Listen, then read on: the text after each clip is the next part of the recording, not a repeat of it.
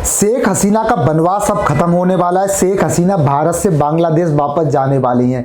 जब से प्रधानमंत्री तारिक रहमान बांग्लादेश के बने हैं, बांग्लादेश में बहुत कुछ हो रहा है। कैसे बांग्लादेश में तारिक रहमान ने पूरी सेना के बड़े बड़े अधिकारियों को बदल दिया, कैसे राष्ट्रपति मोहम्मद यूनिस को जेल भेजने की तैयारी में लग गए हैं, कैसे अब खबर आ रही है कि जो शेख हसीना है उनकी वापसी भी बांग्लादेश में हो सकती है। वो नेता जिन्हें अगस्त 2024 में सत्ता से बेदखल कर दिया गया, जो देश छोड़कर भारत आ गई, जिनकी पार्टी को खत्म माना जा रहा था, लेकिन अब शेख हसीना बांग्लादेश में रिटर्न यानी वापसी कर रही हैं। क्योंकि खबर ऐसी आ रही है, खबर क्या आ रही है कि ढाका से चटगाम तक शेख हसीना की पार्टी के बंद पड़े जो दफ्तर है वो खुलने लगे, यानी ताले टूटने लगे हैं, झंडे फिर से लहराने लगे हैं, कार्यकर्ता शेख हसीना की पार्टी के सक्रिय हो गए हैं और बांग्लादेश में जो शेख हसीना की पार्टी थी उसका वर्चस्व वापस आ रहा है। क्या ये सिर्फ संगठन हलचल है या शेख हसीना सच में बांग्लादेश पहुंचने वाली है? जय हिंद, मेरा नाम है संदीप और आप देख रहे हैं अपना उत्तर प्रदेश।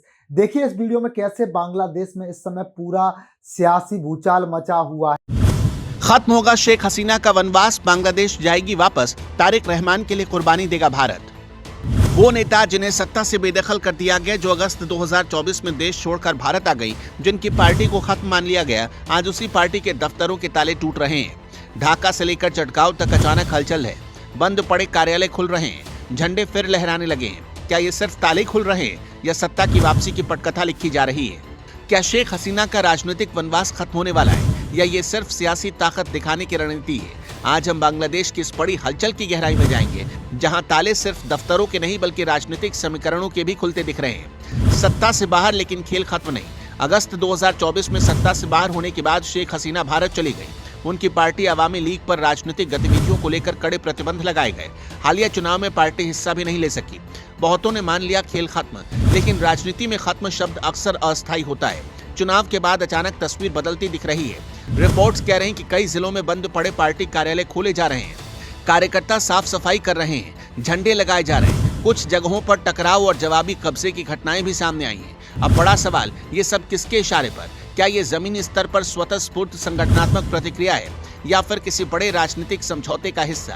कुछ सूत्रों का दावा है कि शेख हसीना डिजिटल माध्यम से लगातार अपने कोर लीडर्स के संपर्क में है। कुछ स्थानीय चर्चाएं इशारा करती है कि चुनाव से पहले कुछ विपक्षी नेताओं से बैक चैनल बातचीत हुई थी।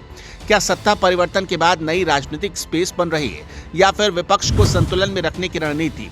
राजनीति में स्थायी दुश्मनी नहीं होती, सिर्फ स्थायी हित होते हैं। क्या एंटी हसीना लहर ठंडी पड़ रही है? विश्लेषक मानते हैं कि देश में अस्थिरता, महंगाई और अनिश्चितता ने जनता को थका दिया है। जब आर्थिक दबाव बढ़ता है तो जनता का मूड भी बदलता है। एंटी हसीना लहर अब ठंडी पड़ रही है तो इसका मतलब ये नहीं कि सब कुछ बदल गया, लेकिन ये संकेत जरूर है कि कुछ लोग स्थिरता चाहते हैं।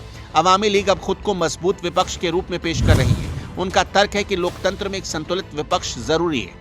अगर विपक्ष गायब होगा तो सत्ता निरंकुश हो सकती है। लेकिन विरोधियों का सवाल भी मजबूत है। क्या वही नेतृत्व जिस पर गंभीर आरोप लगे वो फिर से राजनीतिक मुख्यधारा में लौट सकता है? और सबसे बड़ा प्रश्न, क्या शेख हसीना खुद वापसी का जोखिम लेंगी? क्योंकि वापसी सिर्फ राजनीतिक नहीं होगी, वो कानूनी, कूटनीतिक और सुरक्षा से जुड़ा बड़ा फैसला होगा। भारत फैक्टर, असली रणनीतिक परत। अब आते हैं सबसे अहम हिस्से पर, भारत फैक्टर। शेख हसीना का भारत में होना सिर्फ एक व्यक्तिगत शरण नहीं है, ये दक्षिण एशिया की राजनीति का एक बड़ा संकेत है। भारत और बांग्लादेश के रिश्ते पिछले दशक में सीमा सुरक्षा, आतंकवाद रोधी सहयोग, ट्रांजिट कॉरिडोर, ऊर्जा कनेक्टिविटी और व्यापार के स्तर पर मजबूत हुए थे। अगर अवामी लीग दोबारा सक्रिय होती है तो ये भारत के लिए एक रणनीतिक संतुलन का सवाल बन जाएगा। भारत किसी भी सूरत में सीधे हस्तक्षेप नहीं करेगा क्योंकि ये बांग्लादेश का आंतरिक मामला है, लेकिन क्षेत्रीय स्थिरता भारत की प्राथमिकता है। अगर बांग्लादेश में राजनीतिक अस्थिरता बढ़ती है तो उसका असर पूर्वोत्तर भारत की सुरक्षा, सीमा प्रबंधन और आर्थिक परियोजनाओं पर पड़ सकता है। यही वजह है कि नई दिल्ली हर घटनाक्रम को बेहद बारीकी से देख रही है। भारत के सामने दो चुनौतियां होंगी। पहली, लोकतांत्रिक प्रक्रिया का सम्मान बनाए रखना। दूसरी, रणनीतिक हितों की रक्षा करना। अगर शेख हसीना की वापसी की संभावना बनती है तो ये सिर्फ ढाका की खबर नहीं होगी, ये पूरे दक्षिण एशिया के शक्ति संतुलन को प्रभावित करेगी। और अगर उनकी वापसी नहीं होती तो भी भारत को नए सत्ता ढांचे के साथ संतुलन बनाना होगा। यानी भारत के लिए सिर्फ व्यक्ति का सवाल नहीं, ये दीर्घकालिक रणनीति का मामला है। बांग्लादेश आज एक ऐसे दोराहे पर खड़ा है जहां हर चाल अगली चाल को तय करेगी। दफ्तरों का खुलना सिर्फ ताले खुलना नहीं, ये एक संदेश है, संदेश सत्ता को भी, संदेश विपक्ष को भी और संदेश जनता को भी। अब सवाल आपसे, क्या शेख हसीना कभी बांग्लादेश वापस लौट पाएंगी या उनकी राजनीति अब सीमाओं के पार से ही संचालित होगी? कमेंट में अपनी राय जरूर दीजिए। वीडियो को शेयर कीजिए क्योंकि दक्षिण एशिया की राजनीति हम सबको प्रभावित करती है। जय हिंद।